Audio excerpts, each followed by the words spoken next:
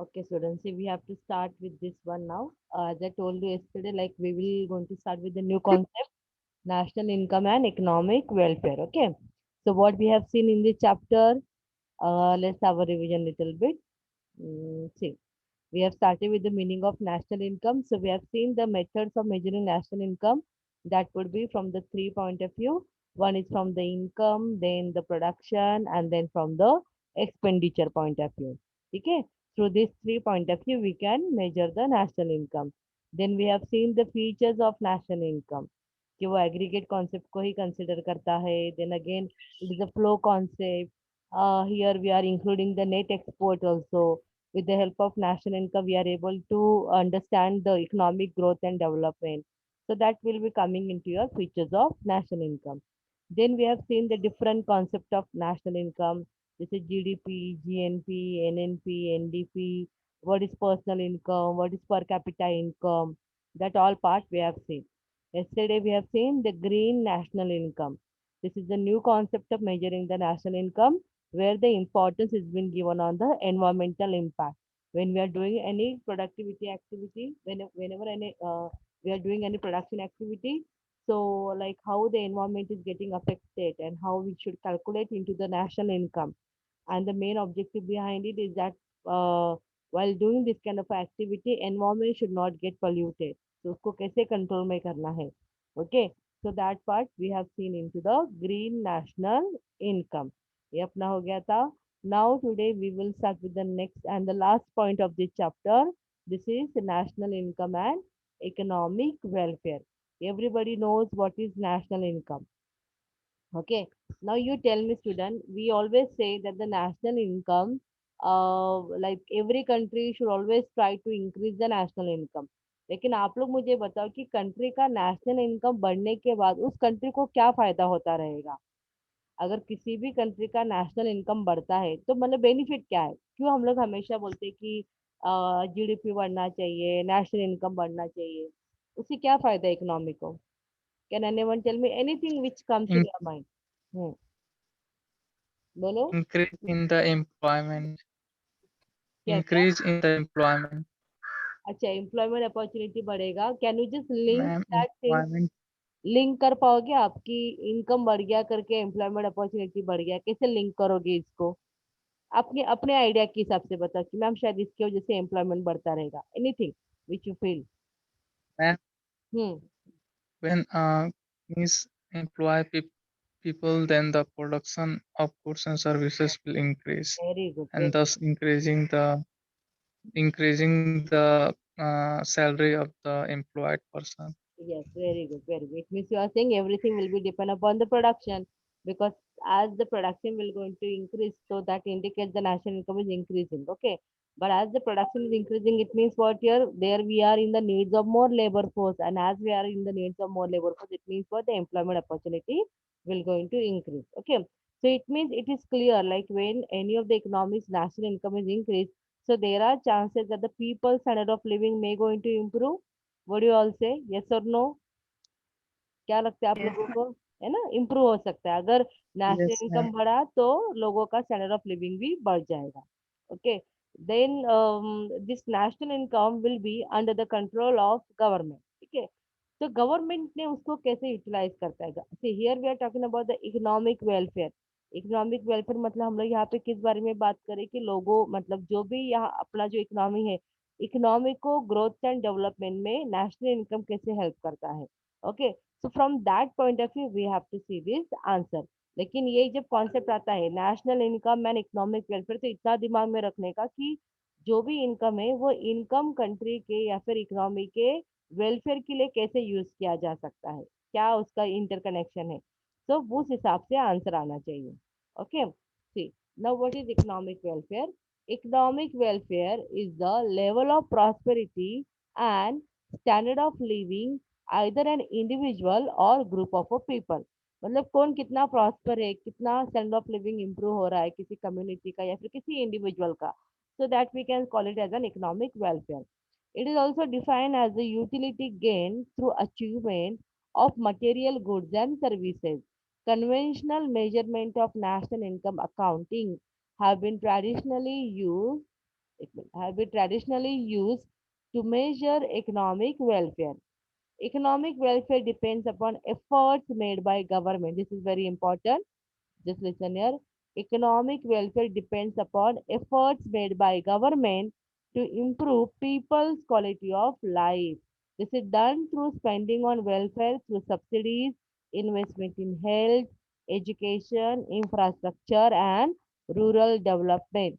See, here we are saying economic welfare मतलब क्या होता है कि when any of the individual is at the prosperity level or any group of the people are like or we can say the community is at the prosperity level and their standard of living is improving, then we are saying that okay, they are taking the advantage of economic welfare. Okay, and as I told you that the economic welfare जो करना चाहिए, it is under the control of government.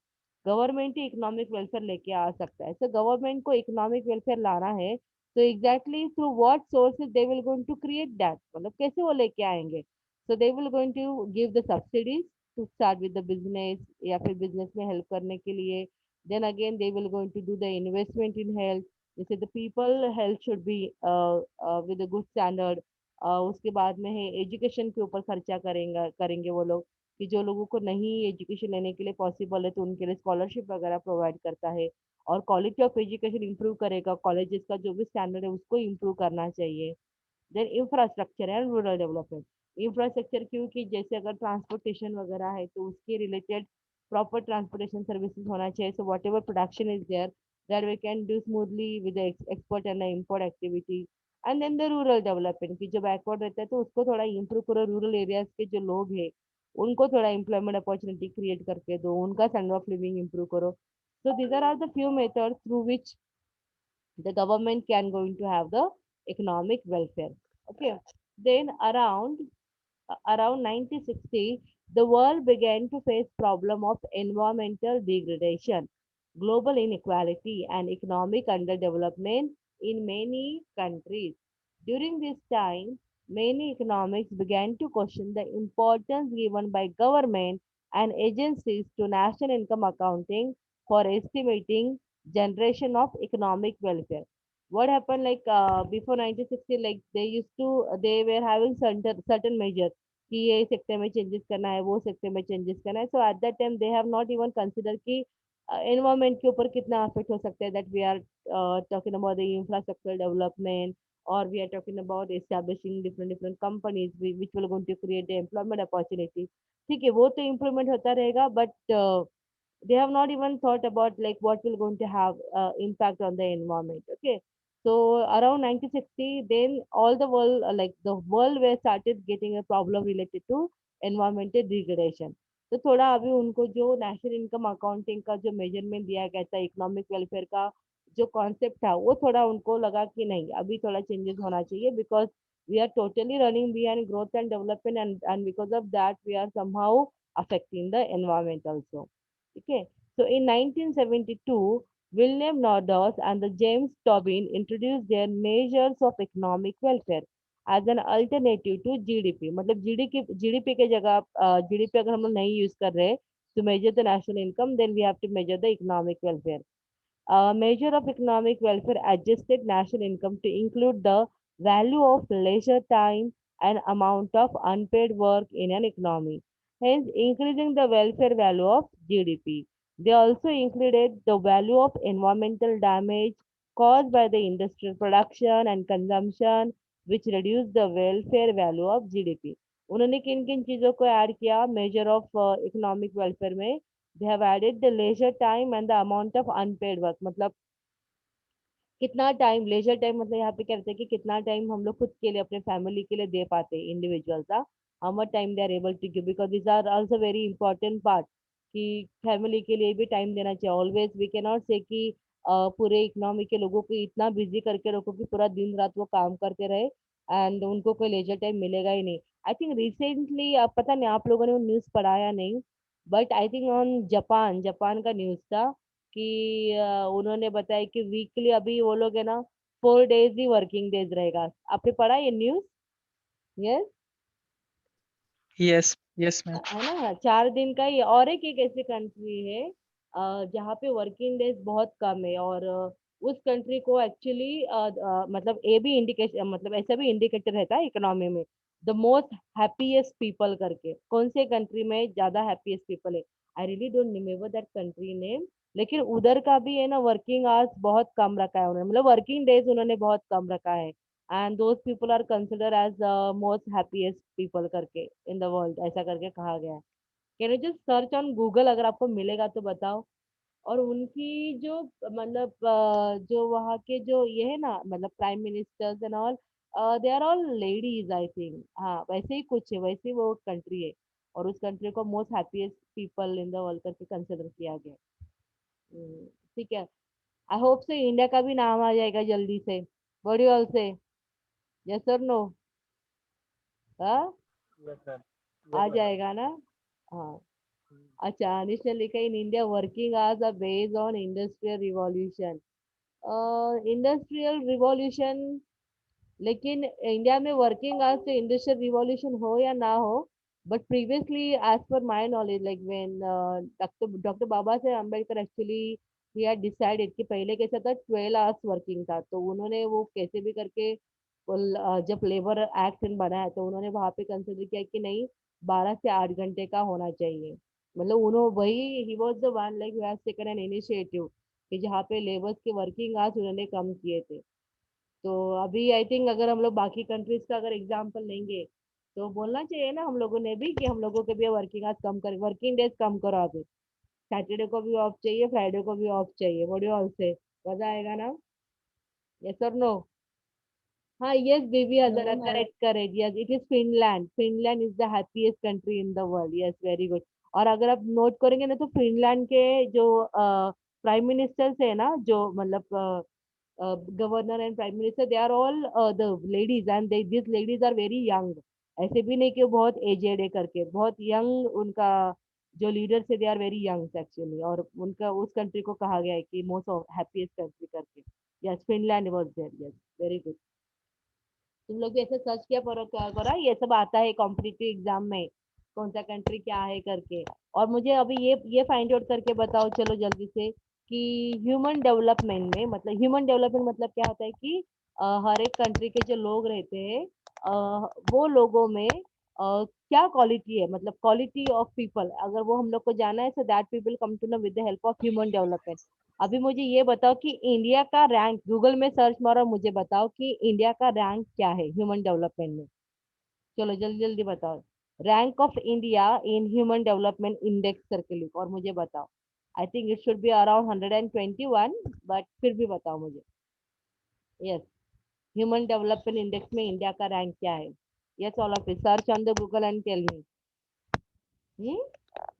अच्छा, 131 और पीछे चला गया लगता है हम लोग, it was out of 189। Yes, Bibi Hazara ने लिखा है कि आउट ऑफ 189 कंट्री, अच्छा काजल ने भी 131 ही लिखा, बट बोलूं मैं आपको 2011 के हिसाब से ना, इट वाज 121।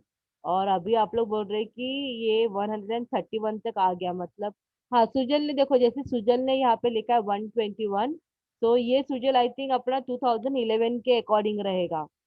अभी रिसेंटली 131 हो गया, मतलब हम लोग पीछे आ रहे हैं अभी अपने क्वालिटीज में, है ना? और अभी ये ऑनलाइन का एग्जाम वगैरह देने के बाद पता नहीं हम लोग और भी कितना पीछे आएंगे। व्हाट डू ऑल से? यस, आंचल ही सही यस करके, ओके ओके ओके। चलो गुड, ऐसे हमेशा ढूंढा करो, और ये सब ध्यान में भी रखा करो, जो ढूंढना ढूंढना ही नहीं है तो ध्यान में भी रखना है कि मैम ने क्या पूछा था, बिकॉज ये सब जीके में आता है क्वेश्चन, ठीक है? इसको ध्यान में रखा करो। ओके चलो, विल विल स्टार्ट हियर। हाँ, ये मैंने आपको बताया कि leisure time, then amount of unpaid work कितना रहता है, then again value of environmental damage, this all thing they have taken into consideration into the measure of economic welfare. Okay, now let's start about relationship between national income and welfare, कि अभी national income कैसे welfare को help करता है इस particular country में welfare लाने के लिए। Okay, so economic welfare increases with increase in welfare spending by the government, provided the spending is distributed in the desired manner। ये ध्यान में रखो, मतलब भले अपने पास इनकम है, but that income should be distributed in a desired manner। An increase in national income will generally lead to increased capacity of government to raise welfare spending and thus increase economic welfare. But mm, yes, Sunil, don't do that. Sunil ऐसा मत करो बेटा. ठीक है, next क्या है? Government government to raise welfare spending and thus increase economic welfare, but direct relationship between national income and economic welfare is subject to the following condition. what they are trying to say here कि अगर किसी भी country का national income बढ़ता है तो government के पास पैसा थोड़ा ज्यादा आ जाता है लोगों के ऊपर खर्चा करने के लिए.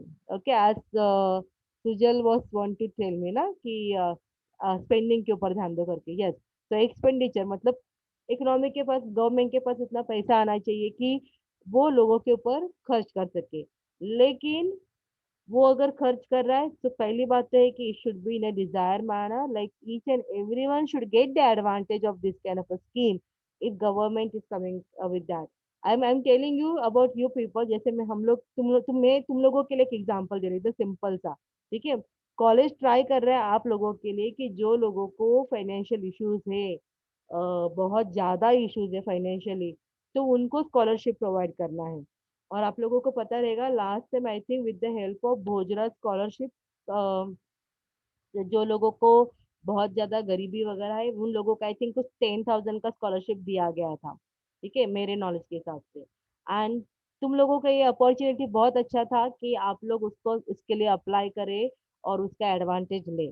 लेकिन ऐसे बहुत सारे बच्चे हैं कि जो उस मतलब अलर्ट ही नहीं रहते. अलर्ट इन द सेंस कि क्या हो रहा है कॉलेज में, ग्रुप में क्या डाला जा रहा है, ग्रुप में क्या बोल रहे हैं कि चलो ये स्कॉलरशिप का फॉर्म भरना है तो उसका डिटेलिंग अगर मुझे नहीं समझ में आ रहा है तो एटलीस्ट मैं किसी से पूछूं.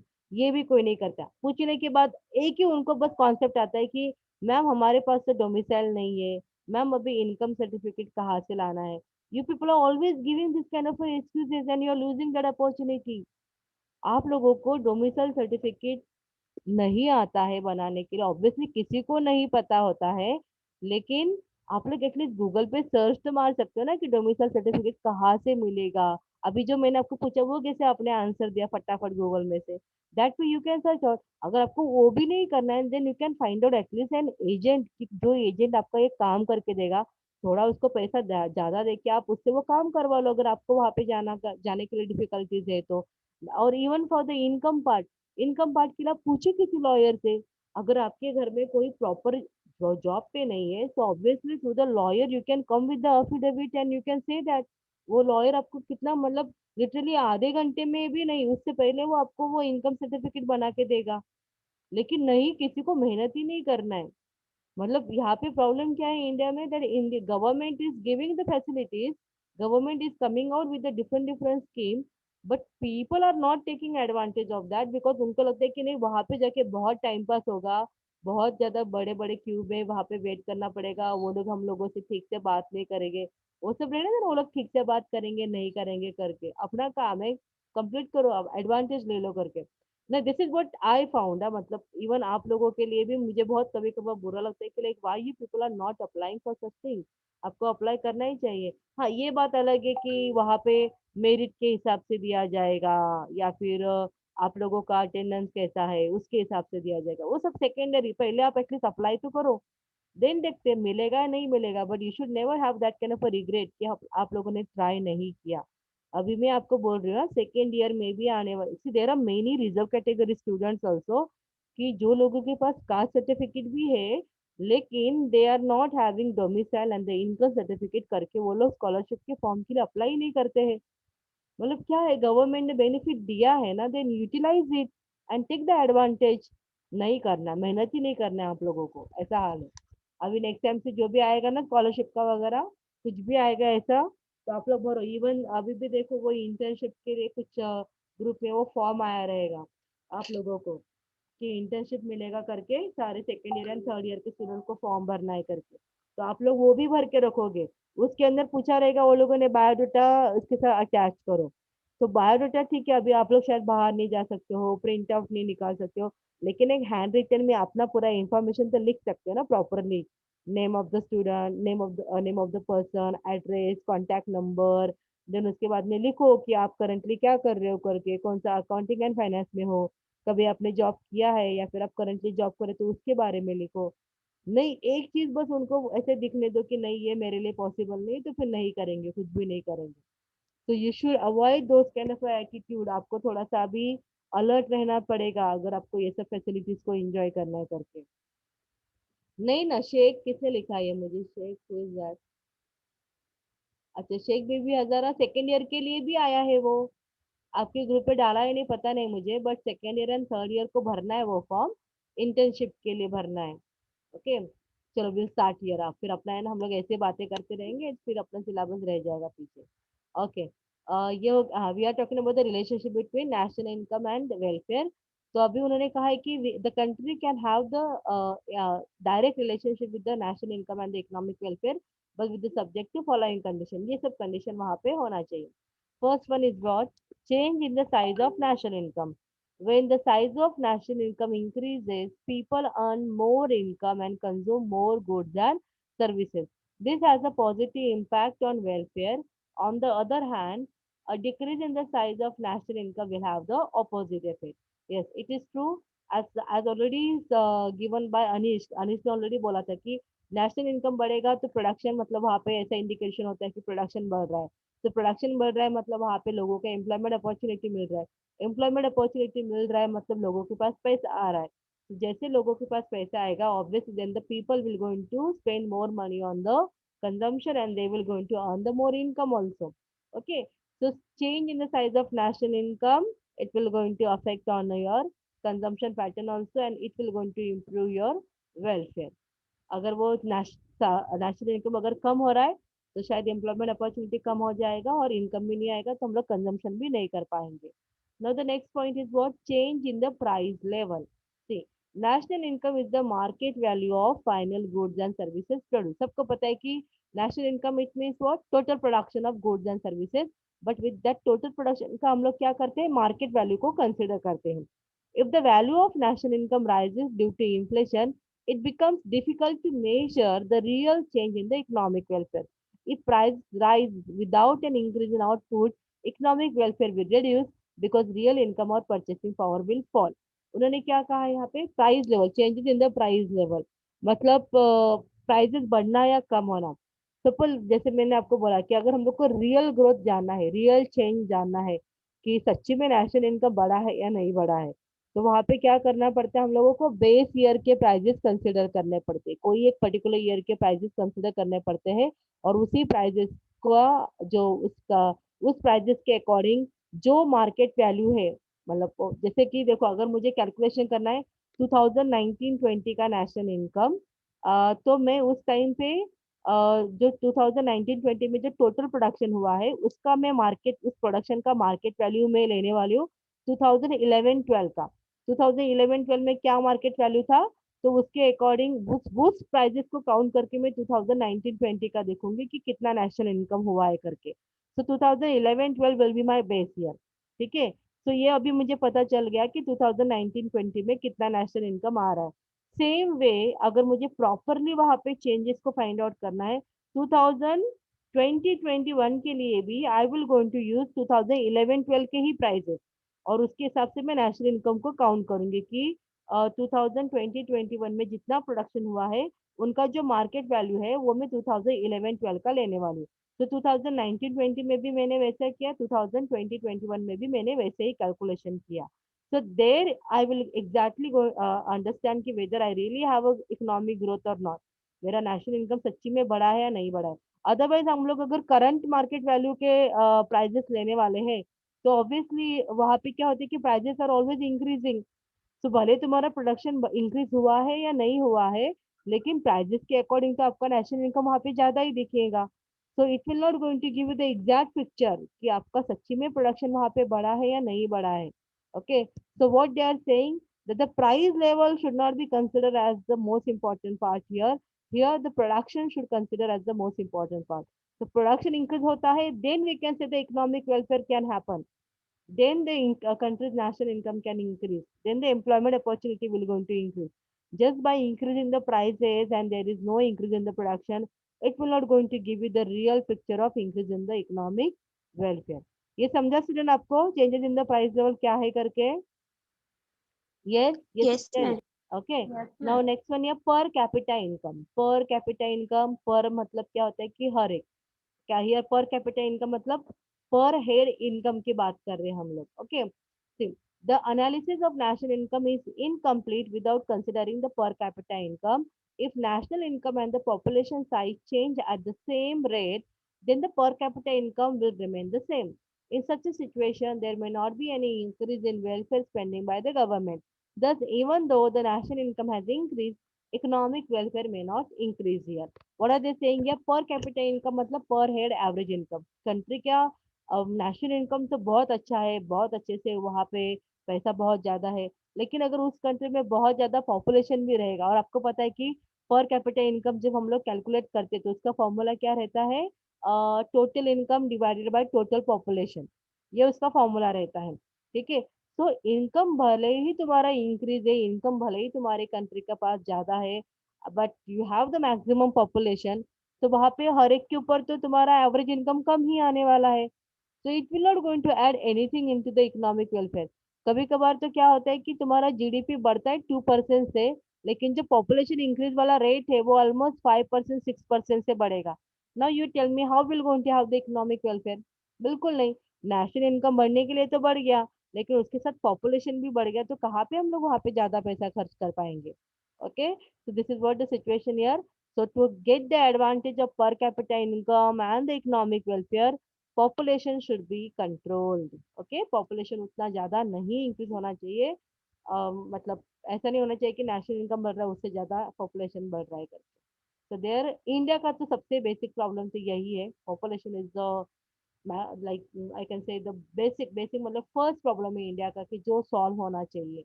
ओके, और अभी टाइम कम नहीं कि see though we are saying that China is the highest one, लेकिन मैं आपको बोलूँ चाइना भले हाईएस्ट वन रहेगा, लेकिन जो चाइना का जो डेंसिटी है ना, मतलब उनका जो एरिया ऑफ स्क्वायर फुट है, मतलब जो लोग उनका जो कंट्री का एरिया है वो बहुत बड़ा है इंडिया से। तो वो एक उनके लिए एडवांटेज है। और दूसरी बात क्या है कि now they have come out with different different policies to control the population. Literally वहां पे ऐसा पॉलिसी हो गया था कि ओनली वन चाइल्ड पॉलिसी वो लोगों ने करके रखा था कि एक ही बच्चा होना चाहिए। अपने यहाँ पे क्या है, हम दो हमारे दो करके है कंसिडर किया गया है, लेकिन वहां पे तो एक ही को कंसिडर किया था। लेकिन बाद में दे स्टार्टेड मेकिंग आउट की वर्किंग पॉपुलेशन उनका बहुत कम होता जा रहा है बिकॉज ऑफ दिस पॉलिसी। तो अभी उन्होंने वो पॉलिसी निकाल दिया है, लेकिन उस पॉलिसी की वजह से वो बहुत ज्यादा पॉपुलेशन को कंट्रोल कर पाए थे। Okay, now the next one here, expenditure pattern. With increase in national income, if people spend their rising income to acquire necessities like food, essential housing, education, transport services, then economic welfare will increase. If the increased income is used to spend on luxury goods due to demonstration effect or for speculative investment, then welfare generation will be negatively impacted. I think ये हम लोगों ने already discuss भी किया रहेगा, आप लोग को रिसेंटली पता रहेगा ना। Anish, you are saying correct that increase in population is an advantage of business product consumption, लेकिन वो कंजम्पशन के लिए लोगों के पास पैसा भी आना चाहिए। ओके, लोगों के पास पैसा भी आना चाहिए कि उसके ऊपर वो खर्च कर सके, तो इसके लिए उतना प्रोडक्शन कैपेसिटी भी वो लोगों ने बढ़ाना चाहिए, और उतना प्रोडक्शन कैपेसिटी बढ़ाने के लिए उतना रॉ मटेरियल भी अवेलेबल होना चाहिए। तो this are all very important point. लेकिन मुझे ऐसा लगता है कि नहीं, पॉपुलेशन पे कंट्रोल होना ही चाहिए।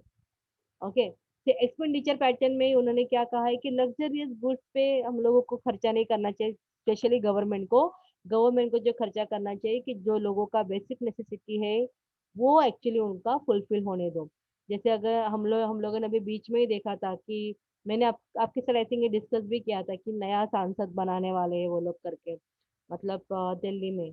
तो वो एक्चुअली उसके ऊपर बहुत ज्यादा पैसा खर्च हो रहा है, और अभी एक्चुअली इंडिया को बहुत जरूरत है वैक्सीन खरीदने के लिए, बहुत सारे इंजेक्शन खरीदने के लिए। तो इस टाइम पे इतना ज्यादा खर्चे के लिए अप्रूवल देना वाज नॉट करेक्ट। ठीक है, तो ऐसा नहीं होना चाहिए। इसके लिए एक्सपेंडिचर पैटर्न कहाँ पे होना चाहिए कि जहाँ पे जो अभी जरूरत है इंडिया में, कि लोगों के पास घर नहीं है, लोगों के पास अच्छा एजुकेशन के लिए पैसा नहीं है, तो वो चीजों में खर्चा करो अभी के लिए एटलीस्ट, मतलब इसके ऊपर फोकस करो। अभी क्वालिटी ऑफ पीपल इंप्रूव करना बहुत जरूरी है। अगर इंडिया का लोगों का क्वालिटी इंप्रूव नहीं होगा, हम लोग फ्यूचर में सबसे पीछे रहेंगे, फिर बहुत पीछे रहने वाले। So the expenditure pattern which government is deciding, it should be in a proper way. Next one here, production pattern. An increase in national income should be analyzed by examining the production pattern. If the national income has increased due to increased defense production or production of luxurious good as compared to the production of essential goods and the services, then economic welfare will be negatively affected. Yes, it is true. मतलब defence के लिए क्या खर्चा करना है तुम लोगों का अभी, मतलब ठीक है जरूरी है, वो भी ऐसे नहीं बोल सकते हम लोग कि डिफेंस के ऊपर खर्चा ही नहीं होना चाहिए करके, वो प्रोडक्ट हम लोग को, वो गुड्स एंड सर्विस हम लोग को बनाने ही नहीं चाहिए, ऐसी तो बात नहीं है। We need to have that for the security purpose, but essential goods के ऊपर ज्यादा ध्यान ना देते हुए only giving more focus on the defence production, तो वो ठीक नहीं है, मतलब this is not good for the country's economic welfare. तो मैं तो पहले यही चाहूंगी कि नहीं, लोगों को जैसे अगर हम लोगों को भी इंडिया को भी हैप्पीएस्ट कंट्री अगर फील करवाना है और हैप्पीएस्ट कंट्री अगर उस रिकॉर्ड में लेके आना है, तो ऑब्वियसली सबसे पहला उनका जो बेसिक नेसेसिटी है कि 24 आवर्स का इलेक्ट्रिसिटी दे दो, 24 आवर्स के लिए वाटर सप्लाई कर दो, एक अच्छा सा घर रहने दो उनको, मतलब घर दे दो रहने के लिए, अच्छा क्वालिटी ऑफ एजुकेशन दे दो कि टेंशन नहीं रहेगा एजुकेशन लेते वक्त कि अरे बाप रे इतना पैसा मैं कैसे भरने वाला हूँ करके, वो सब नहीं होना चाहिए। ठीक है, हेल्थ के लिए कोई जरूरी नहीं इतने करोड़ों करोड़ों लाखों में पैसा खर्च करने के लिए, कोई बीमारी है तो गवर्नमेंट ने उसका खर्चा उठाना चाहिए खुद से ही। ठीक है, दो वी आर सेइंग कि प्राइवेट हॉस्पिटल है तो प्राइवेट हॉस्पिटल को भी आने दो, कोई इशू नहीं ना, उनको भी आने दो, लेकिन गवर्नमेंट हॉस्पिटल का स्टैंडर्ड इतना बढ़ा के रखो अच्छे से कि वहां पे प्राइवेट हॉस्पिटल की जरूरत ही नहीं पड़ेगी। गवर्नमेंट हॉस्पिटल को भी इतना अच्छे से इम्प्रूव करके रखो कि जो लोग प्राइवेट हॉस्पिटल में, मतलब बेसिकली जो डॉक्टर्स वहाँ पे खुद के हॉस्पिटल्स क्रिएट कर रहे हैं, उनको लगे नहीं नहीं होने वाला यहाँ पे बिजनेस, तो वो लोग चुपचाप से गवर्नमेंट हॉस्पिटल में काम पे आ जाए। सो दैट वे मतलब मोटिवेट करो लोगों को कि आओ गवर्नमेंट सेक्टर में करो यहाँ पे, और मतलब लोगों के वेलफेयर के लिए काम करो करके। सो अगर ये सब बेसिक नेसेसिटी लोगों को मिल गया ना, और अच्छा ड्रेनेज सिस्टम मेन वो भी है, ड्रेनेज सिस्टम, हाइजीन, वो सब अगर ये बेसिक चीजें अगर लोगों के पास आ गए, तो I think we people can also be in the happiest country. हम लोग को भले 8 घंटे का काम दे दो चलेगा, भले पूरा मंडे टू सैटरडे दे दो काम करने के लिए तो भी चलेगा, but still I think basic life तो मिलेगा एक अच्छे से, तो उससे थोड़ा हमारा जो हैप्पीनेस है वो इंक्रीज हो जाएगा। Okay, now the next one here, changes in income distribution. Changes in national income bring about changes in income distribution. Income is transferred from the people to the government through taxes and from the government to the people through welfare spending. If rich are taxed more to increase welfare spending, it will have a positive effect on economic welfare. Checks on monopoly business, nationalizing essential services, imposing heavy duties on luxurious goods will increase the economic welfare. On the other hand, if most of the share of national income is generated through the private sector profit and the rich enjoy tax benefit, then economic welfare will be negatively affected. However, the government has to maintain a balance between taxation and the welfare spending. If the rich are taxed very heavily, then they may not invest in our country and take their wealth outside. This will result in less production and job creation and will adversely affect the national income and welfare. Therefore, taxes on high income groups need to be rational in order to increase saving, investment, production, and economic welfare. What are they saying here? कि जो भी income distribution we are doing, so that we have to do it in a proper manner. The income basically government is earning, it is through the taxes. ठीक है, और उसी taxes का पैसा the government is using for the economic welfare, मतलब अपने ऊपर वो खर्चा करता है। Okay, so what they are saying here, taxes should be heavily imposed on the luxurious commodity, ऐसा उन्होंने कहा है। But one more thing they are saying, suppose if we are imposing taxes on a rich people or on a good businessman, तो वहां पे क्या होगा कि like this businessman will get demotivated and they will not going to invest in our country, और वो अपना business किसी और कंट्री में लेके जाएंगे जहाँ पे उनको ज्यादा बेनिफिट मिलेगा करके। So there are chances we may going to lose the employment opportunity which can be created by them. तो इसके लिए they need the government should have the rational behaviour कि एग्जैक्टली क्या करना है करके उनको उसके बारे में थोड़ा एकदम आराम से डिसीजन लेना पड़ेगा। अभी जनरली हम लोग बोलते हैं ना कि मोदी गवर्नमेंट के लिए बहुत फेमस लाइन है कि बिक गया है करके गवर्नमेंट।